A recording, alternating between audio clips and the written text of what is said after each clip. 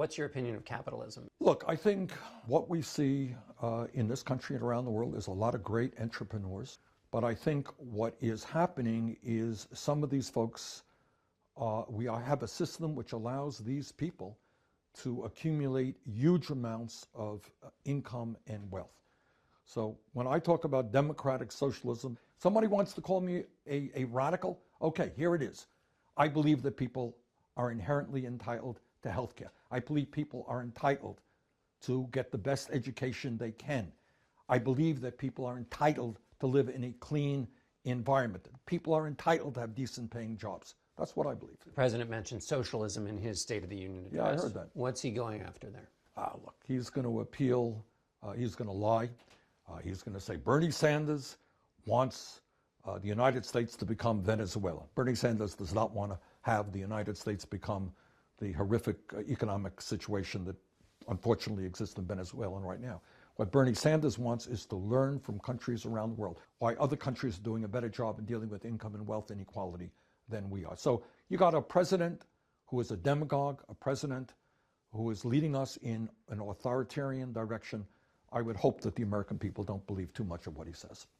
Democrats, you know this well, come to you and say, you're not a Democrat. Why are you running in the Democratic primary? Well, first of all, I am a member of the Democratic leadership. I've been in the Democratic caucus. But this is what I will also say.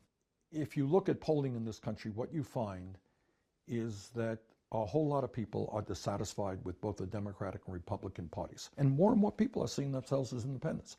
So if the Democratic Party is going to do well in the future, I think they have to reach out to those independents, including, by the way, a lot of young people, a lot of people of color, and bring them into the Democratic Party. And I think I'm in a good position to do that. There were charges in your last campaign that women felt there was discrimination against them, that there was sexism. You met with some of those former staffers. What did you learn? I learned that was true. And it breaks my heart. And, our campaign kind of exploded. We went from a few people to a lot of people. And I will be very honest in telling you that, in retrospect, some of the people that were hired should not have been hired. And some women went through experiences that they should not have. But let me also say this.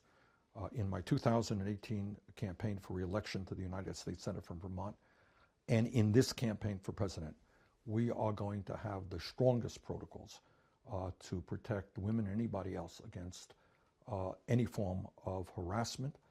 We are going to be training every employee who works for us, and we're going to give people who feel that they've been harassed the opportunity to talk to people outside of the campaign. So this has been an issue that has upset me, and we're going to rectify it in this campaign. You'll be 79 when you're inaugurated. Yes. That's old by the standards of presidents. Yes. Should people be concerned about that?